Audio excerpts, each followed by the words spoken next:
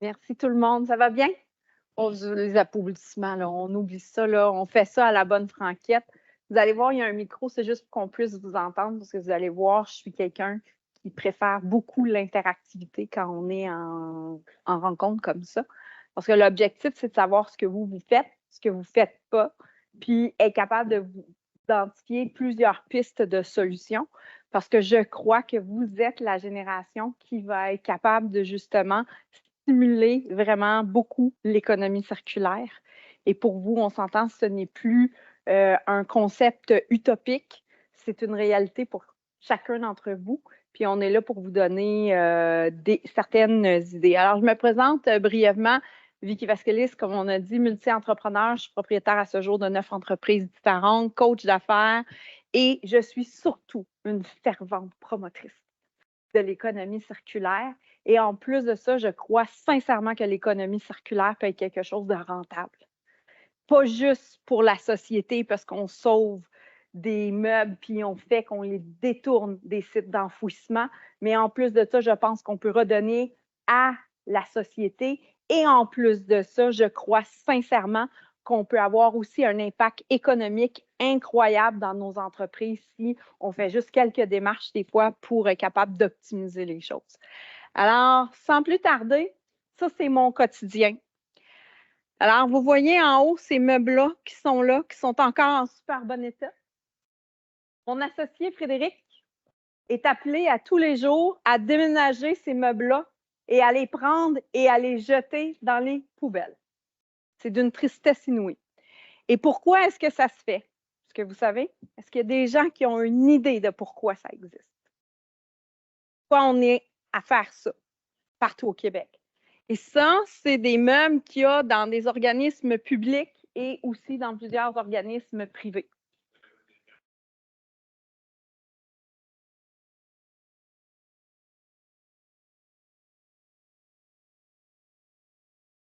Entre autres.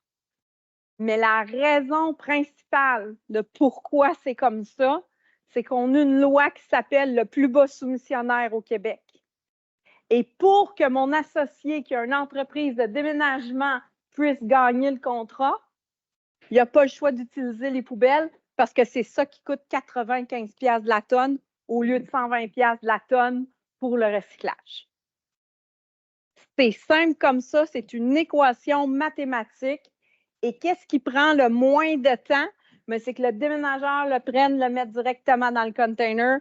On diminue les transports, on diminue tous les impacts. Donc, c'est la seule façon qu'ils sont capables de remporter des appels d'offres. Jusqu'à dernièrement. Alors, ça se ramasse dans les sites d'enfouissement. Là, en ce moment, ce que vous avez, c'est parce que nous, on n'envoie pas ça dans les sites d'enfouissement. Nous, on envoie ça au recyclage. Alors, ce que vous avez ici, c'est des meubles d'un des organismes publics qui est justement qu'on a envoyé les trucs chez AIM Écocentre ici à Québec, à Saint-Augustin. Il y a 1 million de tonnes de mobilier de bureau par année qui se ramasse dans les sites d'enfouissement. Hein? Le 1 million de tonnes, on est extrêmement conservateur pour calculer ça. Comment on a fait notre calcul? Le petit ingénieur que je suis, ingénieur industriel, aime beaucoup les chiffres.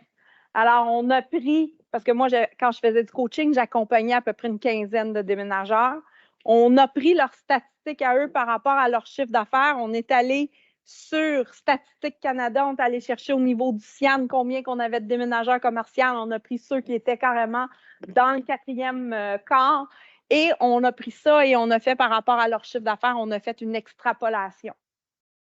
Et l'extrapolation est extrêmement conservatrice. Mon associé dépense plus de 500 000 $ par année en frais de poubelle.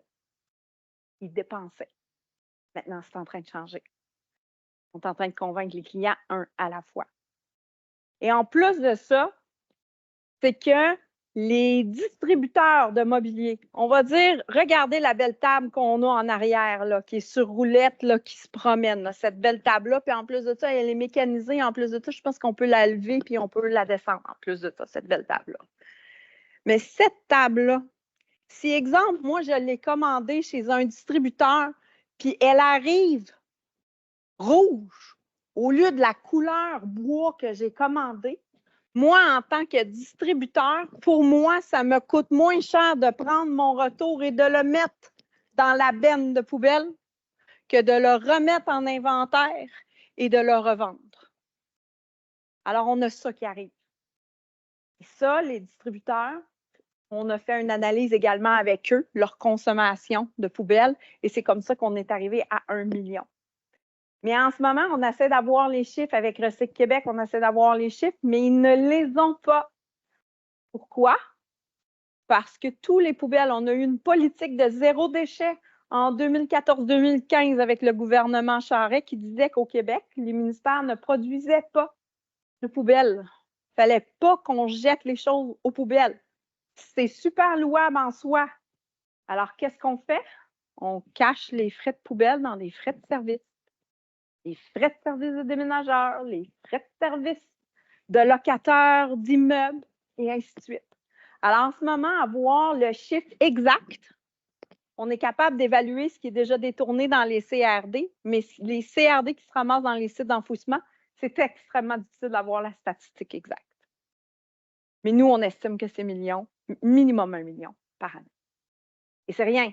Avec la tendance du télétravail où tous les ministères et plusieurs entreprises essaient de réduire leur empreinte locative, on s'entend que ça augmente énormément. Alors, qu'est-ce qu'on fait avec tout ça? Tout ce beau mobilier-là, qu'est-ce qu'on fait avec? Puis, qu'est-ce qui cause ça? Alors, on a parlé du prix du plus bas soumissionnaire, mais il y a autre chose. Le concept du confort immédiat versus le concept de développement durable. Qui ici a acheté une gogosse sur Amazon dans la dernière année? Enfin, on en a, hein? Est-ce qu'on avait vraiment tous besoin de cette gogosse-là sur Amazon? La réponse, c'est que oui, on en a besoin. Mais on s'entend qu'on a des impacts et ainsi de suite. Alors, on privilégie souvent le confort, l'accessibilité immédiate et ainsi de suite, plutôt que de dire, ah, mais je vais faire les efforts d'aller sur Marketplace, d'aller chercher quelque chose qui est peut-être usagé, d'aller me déplacer, d'aller voir et ainsi de suite. Donc, c'est souvent ce qu'on essaie de faire. Le confort va primer. Par suite, souvent, l'analyse de coût, puis là, je vais me rapprocher du tableau, c'est que l'analyse de coût va être faite, exemple, ici, au niveau de l'organisation, exemple, la CNESST, le ministère de l'Immigration, Force de défense nationale, l'analyse de coût va se faire en considérant uniquement cette étape-là par rapport à réduire ses coûts à lui, plutôt que de regarder les coûts de l'ensemble de la chaîne et les impacts qu'ils ont sur l'environnement, sur les sites d'enfouissement, et également que ces sites d'enfouissement-là ont comme impact sur la santé. J'étais aux assises de l'économie circulaire qui ont été présentées en novembre au Palais des Congrès à Montréal, et on nous expliquait que le plus grand défi qu'on a par rapport à l'environnement en ce moment, ce ne sont pas les coûts reliés à l'environnement, ce sont les coûts indirects qu'on est en train de créer sur nos réseaux de la santé et sur les impacts des individus dans leur vie quotidienne. Alors, quand je calcule mon coût puis que je considère juste ma petite étape ici, que je ne tiens pas l'ensemble de la ligne, bien, c'est là où on a aussi un impact et c'est ce qui fait que les coûts en ce moment, bien, on regarde le prix du plus bas soumissionnaire quand ce n'est peut-être pas le bon critère à regarder. Par la suite, on a des infrastructures, des lois, des règlements qui limitent l'accès aux solutions innovantes.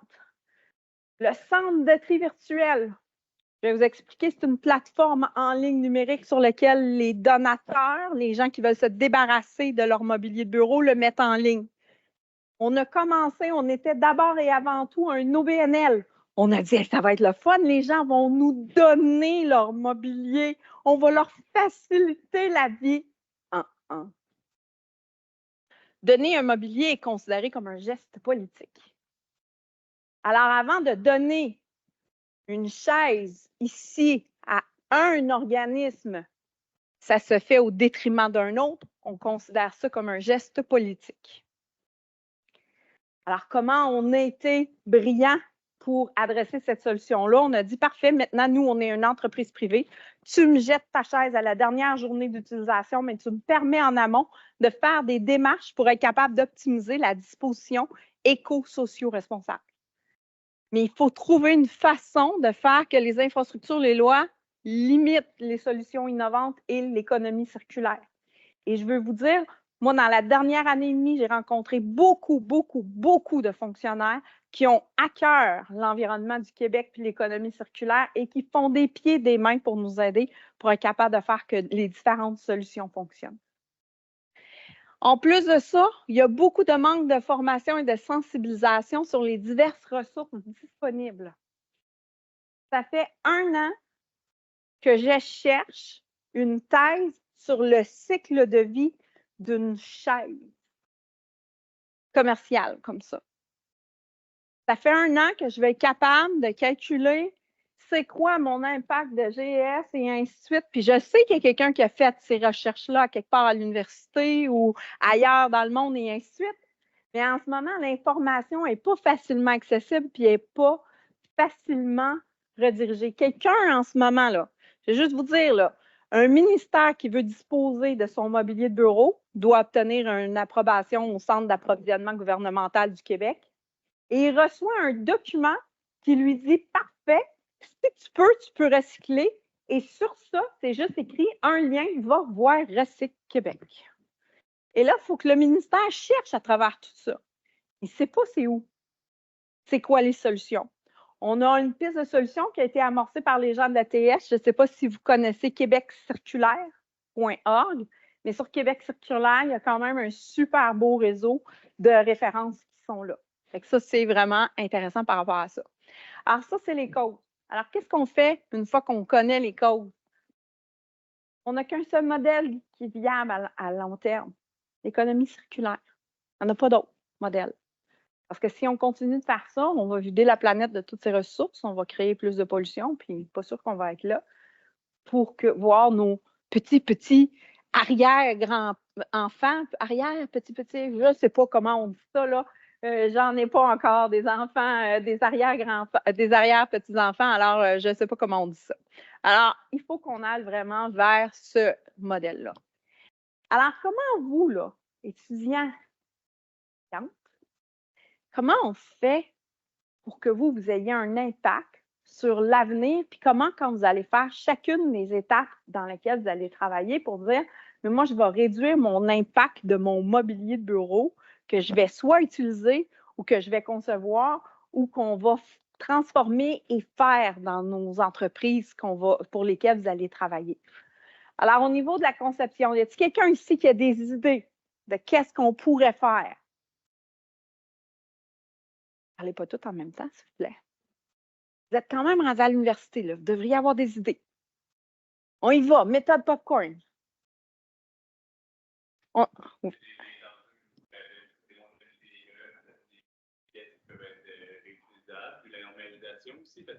On a des gens en ligne, c'est pour ça. Oui, je pense que oui. Je pense que c'est éteint. Il faut le laisser le doigt dessus, s'il te plaît. Parfait. Je disais qu'il y a des enjeux de normalisation au niveau des pièces, puis parce que entre, par exemple, deux chaises, si on n'a pas la même forme, tout ça, ben, c'est sûr que c'est des pièces qui sont plus difficiles à réutiliser. Puis au niveau de la démontabilité des meubles aussi, puis des matériaux, si c'est fait de manière qu'on ne peut pas récupérer les parties ou s'il y a des collages qui sont difficiles à faire, ben, c'est des choses qui vont devoir être détruites. Oui, excellent. Est-ce qu'on a d'autres pistes de solutions? Qui veut prendre le micro, monsieur? Ben, en tout cas, à l'université, moi, dans ma vie, depuis que je suis à l'université, j'ai 3 fois demandé de me meubler dans la réserve.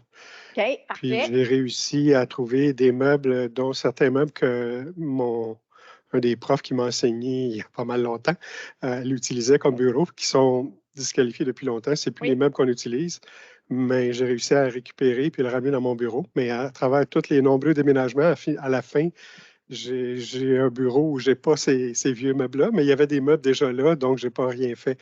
Mais chaque fois qu'il fallait acheter un meuble dans mes déménagements ou dans ma vie, j'ai demandé soit qu'on aille dans la réserve ou soit qu'on répare des meubles que j'avais déjà, ce qu'on a fait une fois. Super. Puis, mais ça a été très compliqué parce que les systèmes de l'université, des immeubles, tout ça, n'étaient pas faits pour ça. Puis j'ai eu beaucoup de résistance. Il a fallu que j'insiste lourdement. Oui, exactement. Mais en ce moment, je sais que vous avez une belle plateforme, entre autres, qui répond à ça. Puis je sais que tu avais levé ta main. Il a répondu à tes idées. Tiens, on va déposer ça là, ça va être encore plus efficace. Alors, voici quelques-unes des solutions que nous, on avait déjà identifiées. Alors, vous avez parlé de durabilité. OK? J'ai de la misère à dire ce mot-là. Modularité. OK? Exactement ce que vous avez parlé, puis d'interchangeabilité. C'est hyper important que quand vous commencez à concevoir un produit, vous devez penser que si c'est moindrement relié vers le design ou l'esthétisme, aujourd'hui, là, la chaise rouge, là, c'est pas pire parce que vous autres, votre chaise rouge va rester quand même à la mode parce que c'est les couleurs de l'université. Fait que c'est rattaché avec un logo, puis c'est rattaché avec quelque chose. Mais si on prend cette chaise rouge-là, qui, il y a quelques années, était super à la mode quand on avait du merisier rouge partout, OK, dans les bureaux, bien, on s'entend que comment on fait pour planifier que quand ça va changer de mode, comment je peux faire pour remettre cette chaise-là au goût du jour? Il faut y penser tout de suite en partant dans la durabilité, la modularité et ainsi de suite. Il faut être capable de voir ces éléments-là. Une chose que vous n'avez pas dit, oui, vous êtes allé directement dans la réserve, fait que là, vous avez réduit votre consommation, c'est encore mieux. Ça, c'est ce qu'on suggère aux gens. Mais est-ce que vous avez utilisé des matériaux recyclés? Est-ce que vous avez utilisé des matériaux certifiés? Exemple, dans le bois, hein, vous en connaissez, là, le FSC et ainsi de suite. Comment on fait pour s'assurer que le bois qu'on va utiliser est durable? Par la suite, facilement recyclable. Et ça, vous allez voir, on va parler un petit peu plus tard d'un beau produit qui est quand même intéressant parce que c'est pas fait de matière recyclée, mais c'est quand même fait de particules de bois. Exemple, la mélamine. La mélamine, on sait que c'est de la particule de bois qui est dans des usines, des retailles, puis des choses comme ça qu'on ne peut pas utiliser, qui est souvent, excusez-moi, là, moi je suis anglophone, OK? Fait qu'il y a des mots des fois qui ne me viennent pas en français, qui est shreddé, là, déchiqueté. Merci, c'est le mot que je cherchais, qui sont déchiquetés, puis qu'après ça, qui sont amalgamés ensemble avec de la colle. C'est le fun qu'on utilise ce principe-là. Mais qu'est-ce qu'on fait avec la mélamine en fin de vie? Il y a même un procédé qui peut utiliser du bois post-consommation. On peut utiliser aussi des panneaux post-consommation pour faire d'autres panneaux. Là. Oui. Ça, c'est une option.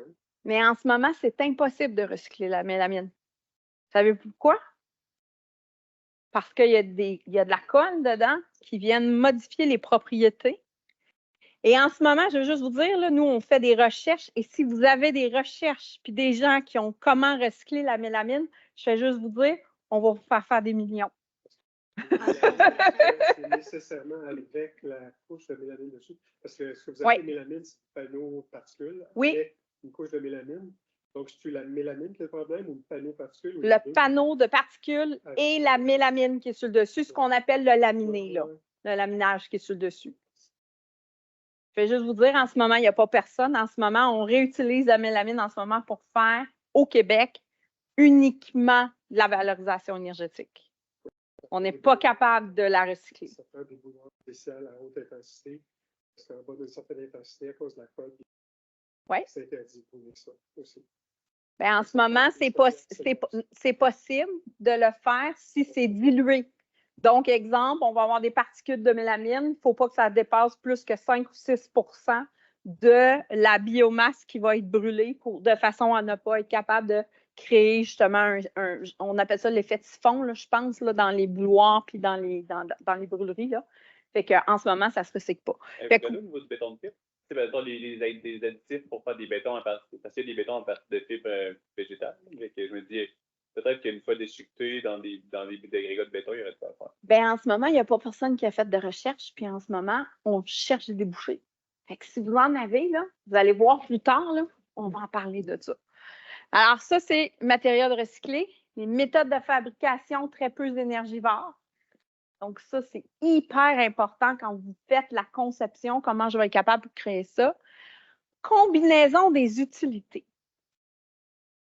Ça, là, est-ce qu'on peut être assez créatif pour dire que ma chaise, je pourrais la démonter puis ça devient aussi un banc ou que si je rajoute, tu sais, de plus en plus, on voit ça, là, tu sais, là, les fameuses là, vidéos sur YouTube, là, où on a une genre de bibliothèque ou un tableau, puis on rouvre la petite pine en haut, puis là, ça devient un bureau, là, qui est directement dans le salon, où on a un lit qui devient un divan, puis qui devient autre chose, et ainsi de suite. Alors, de plus en plus, il va falloir penser justement dans comment on peut combiner les utilités.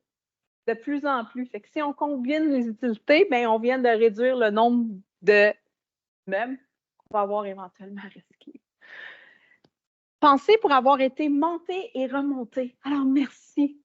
Mon associé, le déménageur, il vous dit « s'il vous plaît, mettez des choses. » Il dit « c'est le fun, les goujons avec de la colle. » Mais il dit « moi, là, il dit la table qui est là, il dit elle passe pas souvent dans l'escalier, puis elle rentre pas dans l'ascenseur non plus. Fait que je suis obligée de la démonter.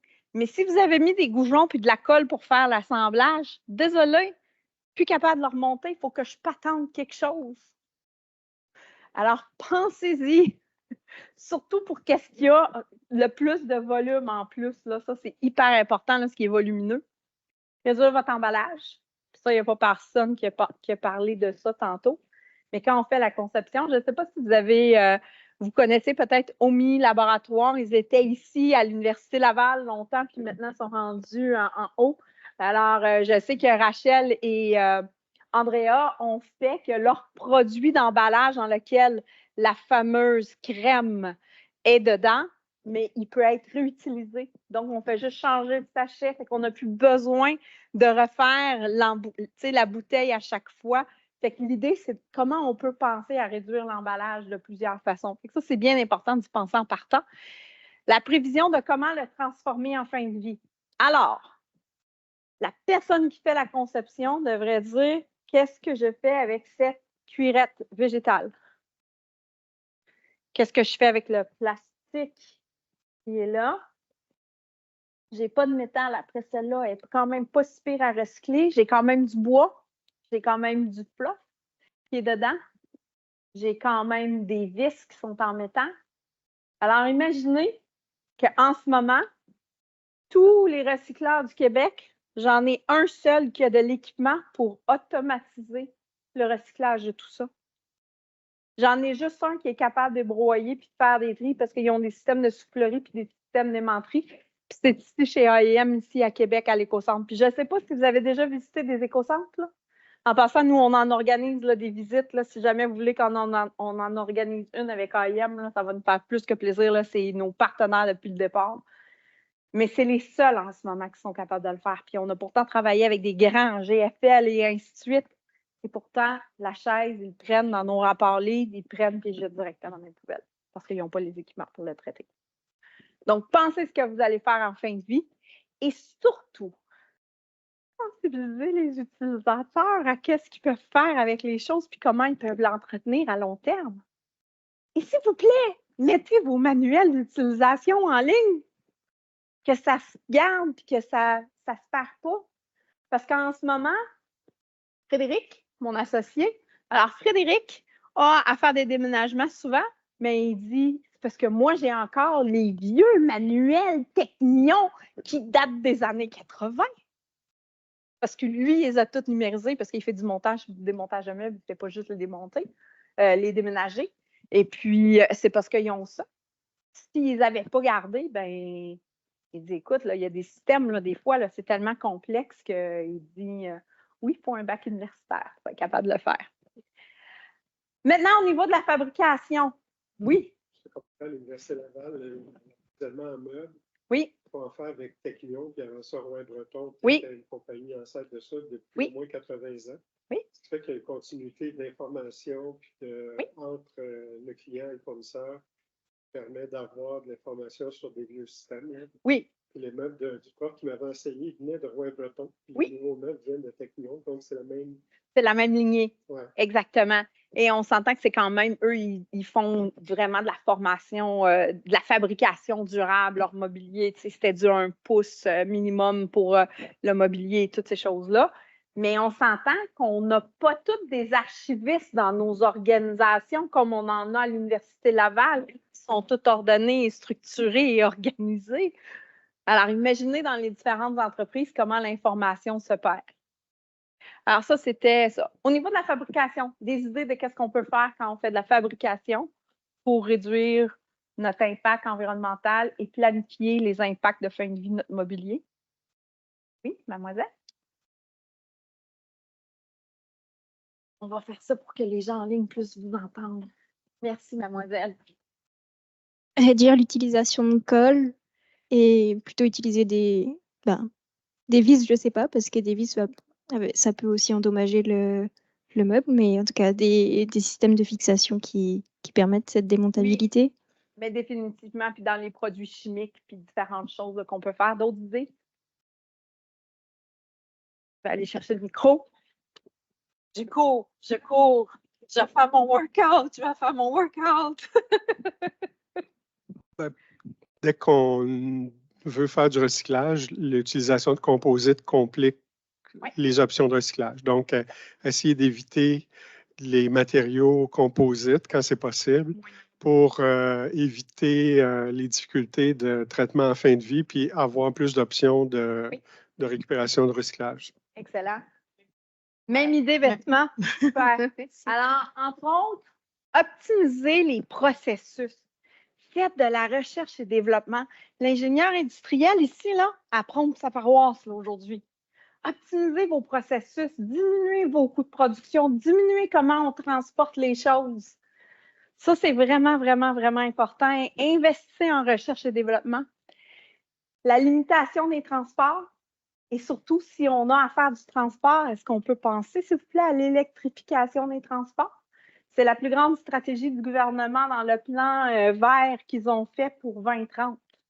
Ils ont misé là-dessus au Québec pour réduire notre impact sur l'environnement au niveau des GES. Utiliser des énergies renouvelables. Je ne sais pas pourquoi on n'a pas tous sur les toits des industries du solaire. Pourquoi on n'utilise pas la géothermie? Encore une fois, on vise l'évaluation du coût sur une partie, mais non sur l'ensemble de la vie. Il faut revoir notre façon de penser par rapport à ça. L'optimisation de l'utilisation des matières premières. Moi, là, la première chose que je fais quand je vais dans une usine et que je regarde, c'est quoi vous pensez? Avant de rentrer dans l'entreprise, avant de faire le diagnostic, qu'est-ce que je fais? Je fais le tour de la bâtisse et je cherche leur container pour voir qu'est-ce qu'ils jettent, qu'est-ce qu'ils gaspillent. J'ai vu, là, moi, des gens, là, des fois, puis là, puis on s'entend, il n'y a pas des ingénieurs partout là, qui optimisent des chaînes de production. Mais moi, j'ai vu des gens là, faire, tu sais, j'exagère là, dans mon image, là. Vous comprendrez que j'ai une pièce de plywood qui est là. Ben, ils ont pris ça dedans, puis le reste, ben, ils ont fait des petits bouts, puis au lieu d'optimiser de comment on pouvait couper les choses, peut-être avec les CNC, optimiser les pertes. Donc, souvent, ça, c'est pas fait. C'est souvent le premier point auquel je m'attaque quand je m'en vais dans les entreprises. Réduction des déchets, viser le réemploi et le recyclage. Est-ce que vous savez les synergies? Il y a Synergie Montréal, il y a Synergie Québec, il y a plusieurs synergies partout à travers la province. Est-ce que vous savez à quoi servent ces organismes? Ces organisations-là, leur job à eux autres, c'est de dire, j'ai une poubelle, comment est-ce que je peux faire que ça devienne la matière première de quelqu'un d'autre? En ce moment, je sais que Synergie Montréal travaille sur le fait qu'une entreprise n'a plus besoin de ses pieds de brocoli et elle veut vendre les pieds de brocoli à 1 cent à quelqu'un d'autre. Alors, Synergie Montréal, c'est leur rôle de faire justement des maillages entre les gens. Fait que ça, il faut retenir ça, cette industrie-là. Synergie Montréal, il y en a dans toutes les régions du Québec. Alors, si jamais vous êtes dans l'entreprise et vous êtes en train de travailler avec des choses, pensez à Synergie. Qu'est-ce que vous pourriez faire avec vos matériaux? L'accessibilité locale des matériaux. Moi, je vois des gens, oh mon Dieu, ils prennent plein de pièces qui viennent de la Chine. Souvent, d'un, ils ont des problèmes parce que le taux de rejet est quand même assez élevé. Puis également, l'autre problème qu'ils ont avec ça, c'est que ça crée énormément de GES pour amener ça. Alors, quand on regarde le coût total, puis encore une fois, c'est parce qu'on a une vision juste de la poids plutôt que de regarder le coût complet. Quelle est notre responsabilité en tant qu'organisation sur les coûts futurs qu'on va avoir dans l'environnement? Il faut également penser qu'il y a un équilibre entre la rentabilité à tout prix puis l'environnement, fait qu'il faut faire cet équilibre-là à ce niveau-là. Éviter les processus de transformation qui ajoutent, comme on disait, des produits chimiques, puis du pétrole, puis de la colle. C'en est un super bon exemple. Et encore une fois, sensibiliser les utilisateurs et définissez des guides. Planifiez-le à cette étape-ci. C'est ce qui va vous aider le plus à ce niveau-là. Alors maintenant, ça, c'est les solutions en amont. On a une autre solution en amont qu'on peut prévoir. C'est tout de suite qu'est-ce qui est notre service après-vente. Dans cette catégorie-là, vous en avez parlé un petit peu tantôt en introduction, les pièces de rechange. OK, c'est bon, ça s'en vient. On peut avoir une traçabilité de l'utilisation en période d'utilisation et d'inutilisation. Mon associé Fred, je parle souvent de lui, mais ça part de ses problématiques à lui, notre solution. Mon associé Fred déménage régulièrement. On va dire qu'on refait la pièce ici, on prend les chaises, on prend le mobilier, on s'entend que le mobilier ici est assez minimaliste, OK? Mais on va dire que ça prend, je ne sais pas moi, 2 containers. Et là, il y a quelqu'un qui est super intentionné puis qui demande à Fred, peux-tu me mettre dans mon container pendant temps qu'on fait les réparations et ainsi de suite? Il s'agit que cette personne-là tombe en maladie, s'en va et ainsi de suite. Oh, coucou, le projet est devancé, on le finalise. Ah, mais on ne trouve plus les chaises. Ah, ils ont été jetés. Ah, on est obligé d'en acheter d'autres. 75 000 $ de mobilier plus tard. Dans les entreprises privées, dans les grandes entreprises privées, les grandes organisations et ainsi de suite, on voit ça constamment. On est allé visiter un hôpital, OK, pas plus tard qu'il y a 4 semaines, pour vider un vieil hôpital. Il y a 7 étages de stock plein.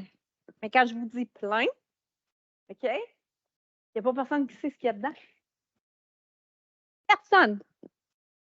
Donc, quand vous allez concevoir votre mobilier, est-ce que vous pouvez concevoir votre mobilier avec des technologies de géolocalisation dedans?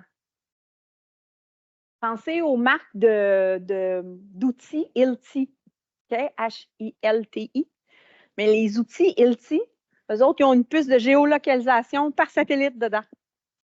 Ça fonctionne bien parce qu'ils ont une batterie.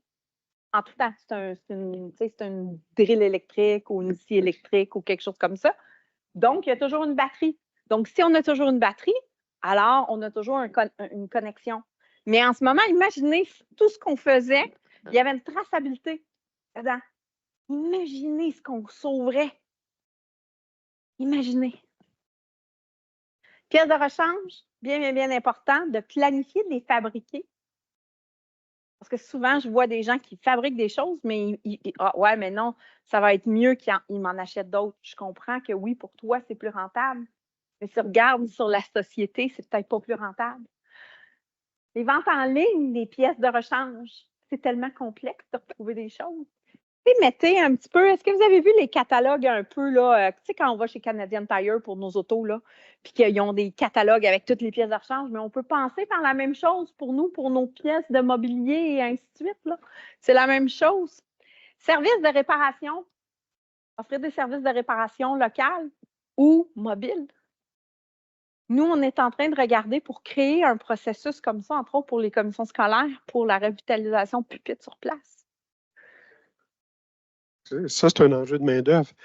il y avait des ateliers dans plein d'endroits, puis ils sont tous en train de disparaître, faute de main-d'œuvre. Il n'y a pas de relève. Fait que là, il n'y a plus de gens qui le font. Il y a beaucoup de trucs qui sont plus réparables. Fait que là, ils ne vivaient pas bien. Mais en tout cas, même ceux qui vivaient bien, ils n'ont pas de relève. Fait qu'ils ferment. Puis, tu sais, si on fait l'inventaire des ressources de services de réparation à Québec ou à Montréal, j'imagine, ça doit être semblable, ils sont en attrition, ils ne sont pas en développement. Ils diminuent, il y en a de moins en moins. On jette de plus en plus, puis on fait de moins en moins réparer. Parce que d'une part, les objets sont plus difficiles à réparer, parce qu'ils sont conçus pour qu'on en rachète d'autres, mais parce que dans les ateliers aussi, même ce qui se répare, les gens qui faisaient ça, c'est comme un métier en voie d'extinction, comme cordonnier, tu sais, il n'y a pas de relève. En partie, oui. Mais en ce moment, si on revoyait l'usine qui fabrique et qui fait juste du neuf, pourquoi est-ce qu'il n'y aurait pas une partie de l'équipe qui fait la fabrication qui va tranquillement, pas vite, être transférée vers un atelier de réparation et de service? Pourquoi toujours penser pour qu'il y ait une transformation du modèle d'affaires et du modèle économique relié à ça? C'est très rentable de faire du service aussi. Donc, il s'agit juste de voir comment on peut faire ça, puis d'intégrer ça, puis d'initier ça. Mais en plus de ça, c'est qu'une des choses souvent pour les services de réparation, les gens oublient souvent de faire est-ce qu'il y a quelqu'un qui a déjà essayé de changer sa toilette ici, puis qui est allé sur YouTube pour être capable de voir comment faire ça? Ou je suis la seule? Oui. OK? Non, je ne suis pas la seule, c'est cool ça. Mais moi, j'ai regardé 22 fois la vidéo, mais j'ai réussi à la changer, ma toilette toute seule. Il faut qu'on pense que oui, on peut offrir des services de réparation, mais le service de réparation, ça peut être monsieur et madame, tout le monde qui le fait pour elle-même ou lui-même. Il faut juste donner les connaissances aux gens, encore une fois. Donc, ça, c'est quelque chose qui est possible. Inclure dans le prix de vente la remise à neuf ou la mise à jour des éléments de design, le upcycling, on appelle. Nous, on est en train de travailler là-dessus sur un projet de pupitre. Je vais vous montrer mon pupitre un petit peu plus tard. Et par la suite, on a la sensibilisation, encore une fois, des utilisateurs, les guides. C'est bon? Réaménagement des espaces. Croyez-le, croyez-le pas, quand on réaménage des espaces, en ce moment, dans l'équipe, on a une gestion de projet, les gens en ressources humaines, les gens en TI, puis en gestion documentaire.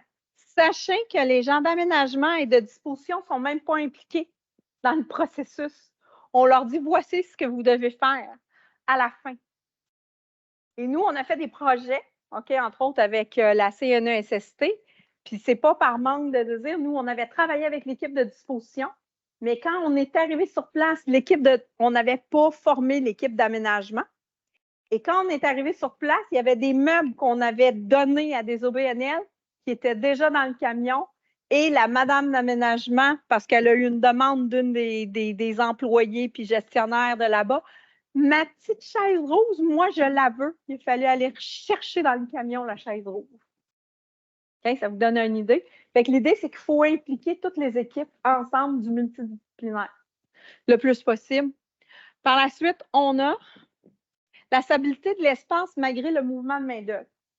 Fred là, passe son temps à se faire appeler par des grandes entreprises qui disent ben là, on est 50 personnes. Mais là, maintenant, j'ai 40 personnes, fait que je vais donner plus d'espace à tout le monde, fait qu'il réaménage. Et après ça, il réembauche du monde, fait qu'il rappelle Fred pour qu'il remette 50 personnes dans le même espace. C'est constant comme ça. Le réemploi et la revitalisation. Alors, plutôt que d'acheter du nouveau mobilier, la table est trop grande, je peux-tu juste couper un bout puis venir mettre une nouvelle bande de champ, exemple? Ça va coûter carrément 30 % du prix d'acheter du neuf. Donc, ça, c'est ce qu'il y en est. L'acquisition de mobilier seconde main dans le centre de tri virtuel réutilisons ou sur la plateforme de l'Université Laval. Sur la plateforme de l'Université Laval. Et nous, c'est absolument gratuit pour les OBNL puis tout ce qui est centre éducationnel et leurs membres. Et les entreprises payent 1 $. C'est juste pour dire qu'ils payent quelque chose pour être capable de dire à nos donateurs que les entreprises privées ont payé quelque chose. Et déjà prévoir qu'est-ce que vous allez faire avec les surplus. Donc, planifiez-le à l'avance. Parce que moi, j'ai des gens qui m'appellent et qui me disent « Vicky, je veux vider mon mobilier samedi. » Mais on est jeudi! À qui tu veux que je donne ça pour que j'aie le temps de prendre ton inventaire? As-tu une liste d'inventaire? As-tu des photos? Ben non, j'ai rien de ça. OK, parfait. Je suis désolée. Ma solution, c'est que tu l'envoies au recyclage. OK? Les appels d'offres. Qui est familier avec le processus d'appel d'offres au Québec? Monsieur? On en a un. Le processus d'appel d'offres au Québec est quand même assez complexe. Et nous, en ce moment, on fait face à beaucoup de difficultés pour une transition vers l'économie circulaire. Très peu de gens vont mettre des critères spécifiques par rapport à la durabilité du produit. Exemple, on veut que le produit soit garanti 5 ans ou on veut que ça dure 20 ans, que sa durée de vie, c'est 20 ans. On ne fait pas ce qu'on a, exemple, comme dans le bardeau. Dans le bardeau d'asphalte qu'on met sur nos toits, mais ça, c'est très bien fait. On n'a pas de critères non plus de développement durable. Qu'est-ce que ça veut dire, le développement durable? Ça veut tout dire, puis ça ne veut rien dire. Fait que mettre des critères spécifiques. Et surtout, viser des critères de circularité qui visent le local, le réemploi, le pendant, avant et après. Une traçabilité détaillée. Nous, en ce moment-là, il y a la loi 12 qui a été passée. La loi 12 permet aux gens qui font du développement durable d'avoir supposément un avantage concurrentiel par rapport à leurs compétiteurs quand ils déposent des appels d'offres. Mais en ce moment, on a eu des gens qui ont fait une feuille et ils ont dit, ça, c'est notre rapport de traçabilité de ce qu'on a fait avec votre disposition écologique. Alors, ils ont marqué, vous avez fait de la disposition écologique, ils ont fait une feuille. On n'a aucune traçabilité de c'est quoi. Aucun billet de pesée, aucune photo sur place, aucune preuve comme quoi ça a été livré à des OBNL, aucune preuve de tout ça. Fait qu'assurez-vous que si vous faites des appels d'offres ou des choses comme ça, puis éventuellement, vous allez avoir des fournisseurs peut-être dans vos processus, assurez-vous de clarifier les trucs puis la traçabilité. Subdiviser les spécialités. En ce moment, c'est que les gens, souvent, quand ils font des appels d'offres, ils essayent le plus possible de regrouper tout le monde pour dire je vais avoir un intervenant puis je vais gérer directement avec l'intervenant. Des fois, ça vaut la peine de se compliquer un peu puis d'avoir un peu plus d'interlocuteurs, mais ça va vous permettre de faire des économies importantes. Donc, ça, c'est ce qu'il y en est. Puis, il faut avoir diverses certifications. Exemple, FSC, être certifié ou formé, Technion pour monter, démonter l'immobilier. Il faut être capable d'avoir différentes certifications, ISO 9000, Alouette, parce qu'on entend là, le ISO, là, maintenant, là, je pense qu'il y en aurait 45, là, normes ISO. Fait qu'on peut avoir les certifications diverses, mais assurez-vous de vérifier pour être sûr que c'est fait. Et le plus grand défi qu'on a au Québec, c'est qu'il y a très peu de soumissionnaires. Pourquoi on a peu de soumissionnaires? Parce que les gens pensent que c'est compliqué de travailler avec l'État, puis ils pensent que c'est compliqué pour être capable de faire des appels d'offres. Et à partir de là, ils disent « Ah non, moi, je ne ferai pas ça. » Mais en ce moment, qu'on est dans un ralentissement économique, exemple sur SEAO dans le domaine de l'entrepreneur en construction, parce que j'ai beaucoup de clients là-dedans aussi, mais les entrepreneurs en construction, avant, il était peut-être 3-4 à soumissionner. Maintenant, on est plus dans le 17 puis 18. Que ça, tranquillement, pas vite. Puis le fait qu'on n'a pas beaucoup de soumissionnaires, c'est ce qui fait que l'offre et la demande. Mais puisqu'on n'a pas beaucoup de demandes, bien, à partir de là, c'est ce qui fait que ça augmente les prix. Et la disposition éco-socio-responsable, à la fin de tout, il faut former toutes les équipes. Vous vous souvenez, il ne faut pas que j'aille à vivre mon histoire de chaise qu'il faut que j'aille retrouver. Et vous connaissez les 3 RDE? Réduire, réutiliser, réemploi, blablabla. Donc, réemploi interne. Est-ce que je peux prendre mon mobilier puis juste le remettre au goût du jour? Est-ce que je peux moi-même le faire? Après ça, le upcycling. Après ça, la vente externe, la vente interne à mes employés. Donc, il faut travailler avec des gens qui ont des réseaux de distribution. Donc, en ce moment, l'Université Laval a un certain réseau de distribution. Mais en ce moment, on est en train de collaborer avec Guylaine parce qu'il y a certaines choses qui restent sur votre plateforme très longtemps. Puis nous, on a d'autres types de donataires qu'ils peuvent reprendre les choses. S'il vous plaît, faites des recherches pour qu'est-ce qu'on peut faire avec les matières recyclées. En ce moment, il y a des matières qui ne sont pas recyclées parce qu'ils ne trouvent pas de débouchés, puis on n'arrive pas à valoriser le travail des gens qui font le recyclage. Le recyclage local est optimisé. Alors, s'il vous plaît, pensez-y. si vous avez du multi-éléments, s'il vous plaît, envoyez-le pas chez GFL parce qu'il n'est pas capable de le recycler pour le moment. Peut-être que dans 3 ans, 4 ans, ça va être différent. En ce moment, envoyez-le chez IM. Et s'il vous plaît, la traçabilité détaillée. Puis quand je vais vous dire la traçabilité détaillée, je vais vous le montrer. Et nous, le centre de tri virtuel, qu'est-ce qu'on a fait? On a été le premier centre de tri en ligne. C'est-à-dire que nous, on dit aux gens, listez votre inventaire. On a une tablette sur laquelle les gens sont capables de faire une prise d'inventaire et on est en train de travailler sur une intelligence artificielle qui va faire que quand je vais prendre une photo de la chaise, ça va prendre les dimensions. Je vais aller voir dans un catalogue et je vais savoir combien elle pèse, cette chaise, pour avoir une précision très détaillée. Alors, excusez. Alors là, je suis dans le centre de tri, je l'ai trié, je l'ai mis ici. Est-ce que je peux le réutiliser à l'interne au besoin? Est-ce que je peux le remettre au goût du jour? Est-ce que je peux juste prendre, exemple, le dessus? On va dire que ça serait des pattes fixes qui seraient après la table en arrière. Est-ce que je peux juste prendre une patte assise debout, prendre cette surface-là et voilà, j'ai un nouveau bureau qui est rendu moderne. Je peux faire un wrapping par-dessus ou je peux faire un nouveau laminage et voilà, pour 1/3 du prix, je suis capable d'avoir quelque chose qui est plus intéressant. Excusez-moi, j'arrête pas de revenir. Après ça, nous, on fait la disposition éco-responsable en 4 étapes. Première étape, on envoie ça vers les OBNL pour qu'ils soient capables de réutiliser le mobilier de bureau. 3 jours avant la fin du projet, on appelle notre réseau de réparateurs et restaurateurs. Est-ce que la chaise ici t'intéresse? Est-ce que tu veux la reprendre pour la revendre à tes clients? Ils payent $1. On offre aussi aux entreprises privées. Et après ça, on s'en va vers les recycleurs et centres de tri. Donc, nous, on fait automatiquement quand les gens nous ont jeté. Puis, le fait, puis c'est ça que je vous explique ici. Alors, quand on a fait la prise d'inventaire la première journée à la CNESST, on avait 314 items à jeter, ce qui faisait 9,9 tonnes. Nous, on facture un frais de 2,80 $ pour l'affichage du mobilier par item. Lors de la fameuse journée, en plus de dire qu'il fallait récupérer la fameuse chaise qui avait déjà été donnée, ils nous ont dit « Ah, on a 210 nouveaux items à jeter. » Oups là! Par chance que j'ai une très bonne relation avec mon recycleur et qui était capable de me livrer un vendredi après-midi, 4 heures, 2 containers. Sinon, j'étais dans le chenoute, ça se ramassait dans les poubelles. Donc, on avait un total de 17,4 tonnes. Ça leur a coûté 1 467 $ pour afficher.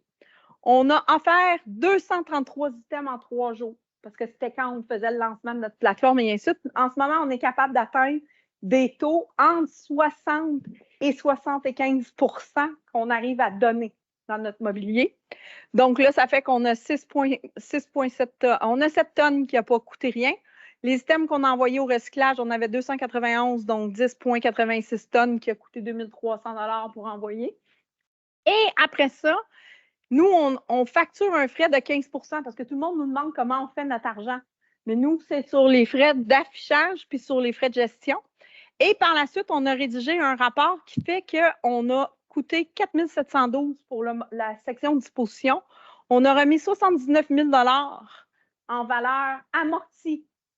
Donc, exemple, ma chaise ici, nous, on calcule qu'elle vaut seulement 40 $ parce qu'elle est usagée. Okay? Donc, ça, c'est la valeur amortie. 7 organismes, une ville, un bureau de député. Et surtout, j'ai fait 0 déchet. Et si j'avais été vers tout simplement 5 containers à 4 tonnes, ça aurait coûté 4 400. Puis le recyclage non optimisé, parce que ça y aurait probablement, c'était un projet à Sherbrooke, fait qu'il y aurait probablement utilisé un recycleur sur le coin, ça aurait coûté 5 425 pour faire du recyclage qui était non optimisé et toutes les chaises se seraient ramassées aux poubelles. Alors, ça devient une solution aussi économique.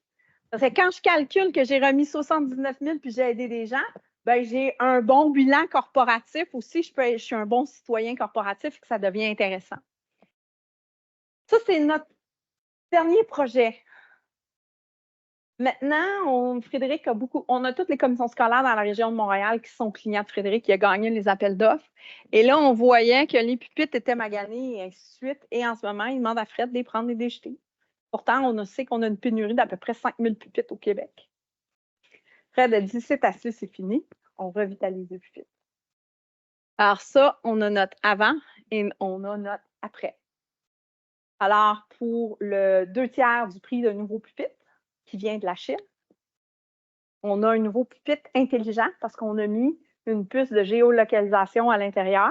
Et là, on va être capable d'avoir les vraies statistiques parce qu'on pose la question combien de temps ça dure un pupitre. Et en ce moment, personne n'est capable de nous répondre. Personne. Alors ça devient quelque chose d'intéressant. Alors, depuis le début de notre projet, on a détourné 1 348 000 livres des sites d'enfouissement. On a remis plus que 11 000 items en dons. On a redonné en valeur monétaire 542 000 et 79 organisations ont été aidées différentes. Et ça, c'est en moins d'1 an. C'est ce qu'on a été capable de faire, nous, de notre côté.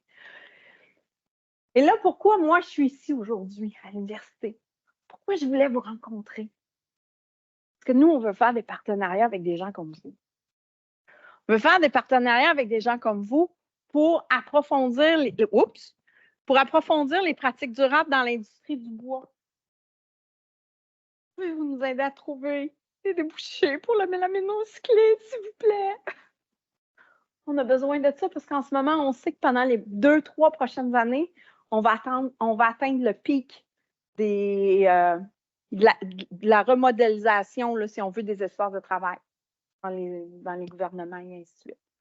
On sait que le pic va être dans 3 ans. Hein? Comment on fait pour faire ça?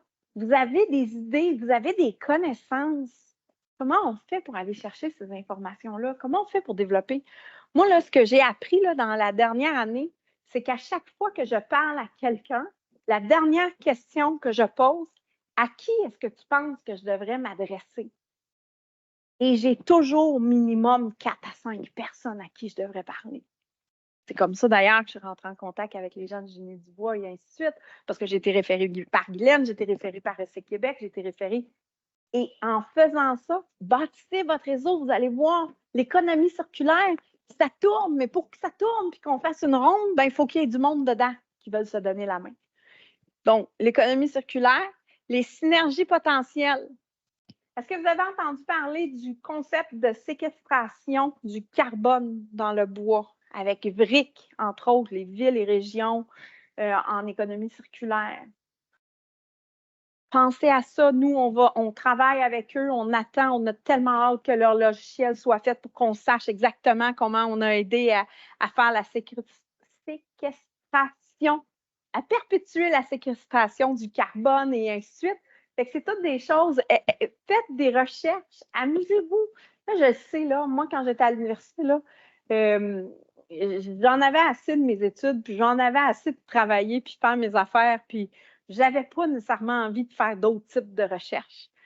Mais à l'ère là, de ChatGPT, là, tu sais, une fois par semaine, demander à ChatGPT, là, qui nous amuse, là, puis qui nous dit qu'est-ce que je pourrais faire de différent. Pas ChatGPT.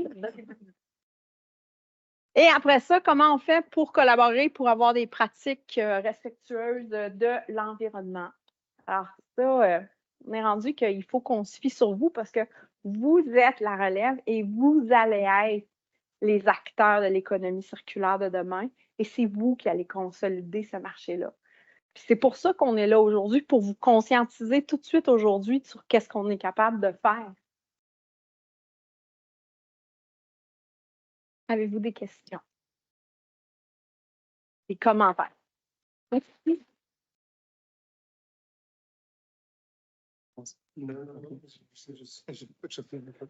Merci. Oui, j'avais une question. En fait, vous avez parlé de certification. Puis on a eu une présentation il y a quelques mois peut-être de quelqu'un chez Ecohabitation. Puis pour lui, la certification, c'était justement un problème parce que dans un projet de bâtiment, par exemple, eux, ils avaient voulu réutiliser, je pense, des portes en économie circulaire.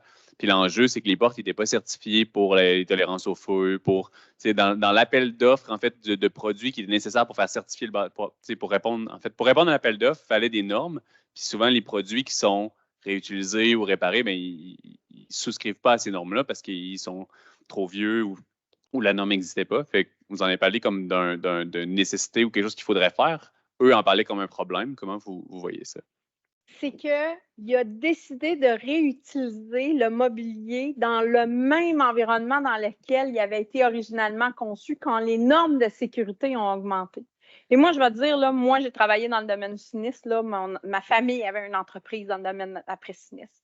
Puis moi, j'ai vu qu'est-ce que ça a l'air quand des entreprises puis des choses passent au feu. J'en ai ramassé toute ma vie jusqu'à l'âge de 25 ans. OK?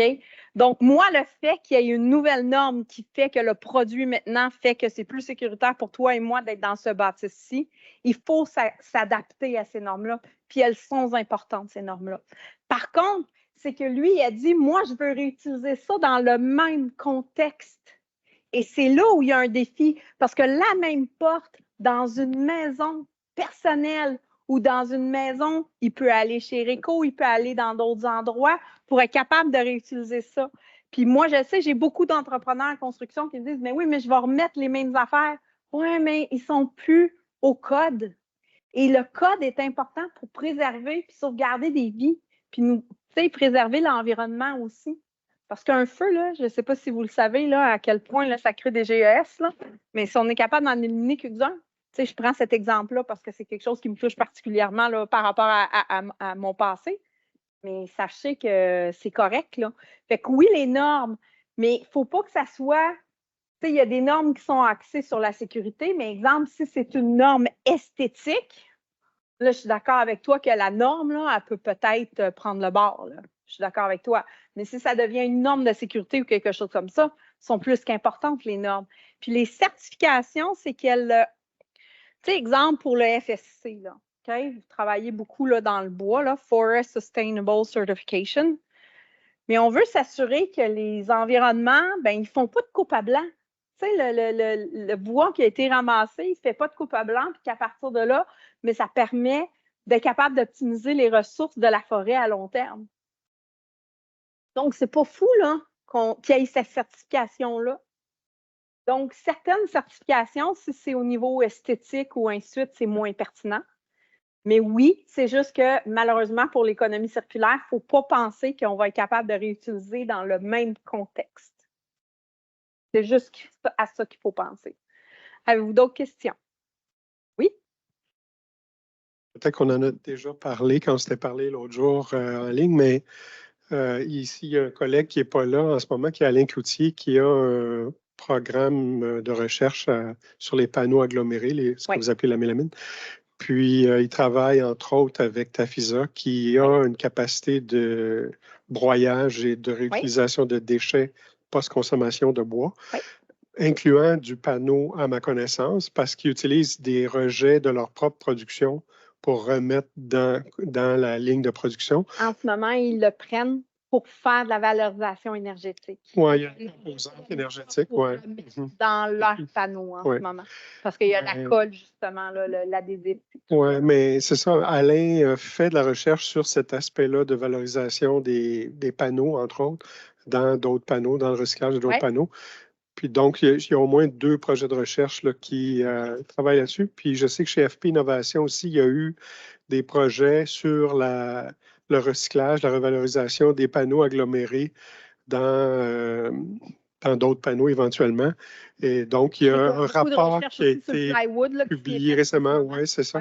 Une espèce d'état des lieux pan-canadien là, chez FP qui a été fait tout récemment, là, que je pourrais peut-être vous faire parvenir. J'aimerais ça avoir le contact. Avez-vous vu, je suis ici, je vais avoir 2 contacts, 2-3 contacts à reparler après quand je sors. À chaque fois, rappelez-vous de ça. Mais oui, c'est ça. Il faut continuer à faire la recherche sur chez toi. Exactement. Merci. D'autres questions? Des commentaires? Comment vous avez... Vas-y. Encore, suite à la même conférence qu'on a vue d'Éco-Bâtiment, eux trouvent, en fait, un enjeu qu'eux avaient à faire de l'économie circulaire, c'est que la valeur ajoutée pour leur projet ne justifiait pas le coût que ça coûtait en main-d'œuvre pour démonter. Par exemple, si on se disait, bon, là, on a des portes à sortir, l'option A, c'est on les dompe dans le conteneur, puis ça prend 10 secondes. Option B, là, si on veut récupérer toutes les poignées, tout ça, là, il faut payer quelqu'un à 90-95$ de l'heure pour qu'il fasse la job, puis ça ne marche pas. Qu'est-ce que vous pensez de ça? OK. Dans le domaine de la construction, ce que je suggère à ma gang de construction, prenez vos pas, c'est pas plus long de les défaire parce que si tu lances n'importe comment dans ton container, tu n'optimises pas ton espace dans ton container, puis tu le payes en transport. Alors, prends tes portes, mets-les dans un trailer à quelque part, amène ça dans une entreprise de réinsertion sociale et fais-leur faire enlever tes poignées puis tes affaires parce que c'est pas quelque chose qui est compliqué, tu fais juste dévisser et ainsi de suite. Puis moi, j'en ai beaucoup là, qui font ça. En ce moment, entre autres, on est capable de sortir, est-ce que vous avez vu le monsieur là, qui prend la brique puis il prend la brique puis il la remet dans sa machine sur les chantiers de construction ou à l'extérieur puis il remet la brique à neuf. J'oublie le nom de son entreprise. Il était entre autres aux assises de l'économie circulaire. Là. Il a fait une super présentation, puis il expliquait justement là, les freins qu'il y avait par rapport à tout ça. Et puis, à partir de là, ben, il a été jusqu'à la CCQ pour dire, écoute, le gars, il ne fait pas de la construction, il fait du recyclage de briques. Et à partir de là, il a fallu qu'ils convainquent la CCQ. Puis là, ce qu'ils ont été capables de faire, c'est qu'ils, là, en ce moment, ils sont en train de créer un espace qui va être clairement délimité et que la personne qui est dans cet espace-là n'est pas une personne syndiquée qui va être capable de faire le travail. Et ils vont être capables de recycler la brique. Je sais, ça n'a pas été approuvé encore, mais je sais qu'en tout cas, au mois de novembre, je ne sais pas si ça a été approuvé au mois de novembre, je sais qu'il disait que ça, c'était son idée, puis ce qu'il voulait faire valider avec la CCQ. Mais en ce moment, il était capable de le faire valider dans d'autres provinces. Alors, il y a toujours une solution. Tu sais, quand je te disais tantôt que j'ai passé d'un OBNL à une entreprise, mais il y en avait une solution. Il y en avait une solution. Il a fallu qu'on se creuse la tête, là. Pas nécessairement simple, là. On en a trouvé des solutions. Il y en a toujours des solutions. Puis apprenez à sortir de la boîte. Il y a juste des fous qui n'essayent pas des affaires. Essayez plein d'affaires, vous êtes des ingénieurs. Vous avez une base scientifique extraordinaire pour dire je peux sortir des sentiers battus, faire des essais, puis valider, puis voir si ça marche. Vous êtes formés en recherche scientifique et en développement expérimental. Faites-le, exercez votre leadership scientifique. Quand j'étais au CF2D à l'Université Laval, j'enseignais « Exercez votre leadership scientifique ». Osez-le dire « Hey gang, tu n'as pas vu ton coup dans l'ensemble du projet. Tu ne peux pas dire que ce n'est pas toi qui vas être responsable un jour des effets que ça va faire sur la santé.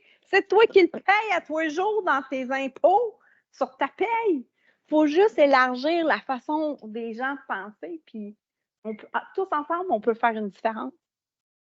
Savez-vous quoi? Nous autres, on s'est rendu compte qu'une entreprise avec deux fous, Fred puis moi, qui va cogner à chaque porte et ainsi de suite, on a convaincu le ministère de la Défense nationale à faire des projets avec nous autres, la CNESST, le ministère de l'Immigration, le MAPAC, on travaille avec des CIUS, on travaille avec des commissions scolaires. Comment on les a? On les a à l'usure. Il faut être déterminé, il faut être passionné. Puis je suis convaincue que vous êtes capable de faire ça. J'y crois beaucoup. Merci beaucoup encore une fois. C'est moi qui vous remercie. Si jamais il y en a qui veulent voir le rapport de, puis je sais qu'on a dépassé un petit peu le temps, là, OK? J'ai le rapport de performance qu'on a fait, nous, ici. Non, c'est pas celui-là. Le rapport de performance, quand je vous dis la traçabilité, là, comment je fais pour descendre? Je descends comme ça ici. Là, dans les premières pages, on enseigne aux gens quoi faire, c'est quoi l'économie circulaire et ainsi de suite, mais pour chaque donation qu'on a fait, on a carrément le détail de la personne, qu'est-ce qui a été donné, la valeur qui a été faite, et à partir de là, on a la lettre qui a été signée comme quoi qu'on a remis. On a ça pour chacun des réfrigérateurs, estriaides et ainsi de suite. On est capable d'avoir tout ça. Et en plus de ça, pour le volet, puis là, je vais arriver, comme ici, là, à Scott Kerner, là, ils ont pris 10 étagères métalliques, là, puis ils sont en train de faire une bibliothèque pour les enfants avec ça, dans une petite municipalité. On a nos réparateurs, restaurateurs. Écobureau sont venus chercher 5 classeurs qui ont pumpé et qui ont vendu à leurs clients. Et on a le volet recyclage. Alors, pour chaque truc, on a carrément qu'est-ce qui est. Puis quand c'est dit non recyclable, c'est que c'est non recyclable parce qu'ils ont deux usines, une usine extérieure et une usine intérieure. Le non recyclable, c'est que ça rentre dans l'usine extérieure. L'usine extérieure est soit redirigée vers la valorisation énergétique ou vers ce qu'on appelle le fluff, là, les couches de recouvrement qui permettent, au lieu d'utiliser de la terre, puis que ça contamine les terres et ainsi de suite, et que ça ne capte pas les choses, puis que ça se ramasse dans les aquifères ou dans un aquifère. Excusez-moi, là, je travaille avec aquifère, fait que pour moi, c'est les nappes phréatiques, c'est ça que je cherchais comme mot. Donc, les nappes phréatiques. Donc, ce recouvrement-là capte ça. OK? Fait que oui, ça se fait pas, mais c'est déjà des choses. Fait qu'on a tout le détail au complet de qu'est-ce qu'on fait et surtout ce qu'on est capable de faire à la fin, c'est qu'on est capable de dire qu'on a fait 0 déchet, qui s'est ramassé. On avait même, puis nous, notre plateforme est optimisée, on peut faire une vente aux employés. Fait qu'on a ramassé 770 $ qui va être ramassé à une autre au BNL. On a dévié 4 478 livres. On a remis 40 items qui étaient 6 % du poids. Et la raison pourquoi on a eu un très peu résultat là-dessus, c'est que c'est arrivé pendant la grève au mois de novembre à Sherbrooke et on avait la commission scolaire qui avait pris plus de 150 items et les professeurs ont choisi comme moyen de pression de ne pas accepter notre mobilier. C'est triste, mais c'est ça. Alors, on a quand même tout recyclé. On a dévié 43 000 des sites d'enfouissement et nous, ce qu'on fait, c'est qu'on remet un certificat d'attestation complet comme ça à chaque projet qu'on fait pour s'assurer, puis on donne vraiment des preuves comme quoi que ça a été fait et non pas juste un petit papier. Tu as fait une disposition éco-responsable sans avoir de traçabilité, preuve de pesée, puis ainsi de suite. Alors, pensez à la traçabilité. Elle est bien importante dans ce que vous faites. Puis même quand vous faites de la fabrication, habituez-vous à développer tout ça. Fait que c'est ça. Fait que si vous voulez avoir plus d'informations sur ce qu'on fait, mais vous pouvez aller visiter notre centre de tri.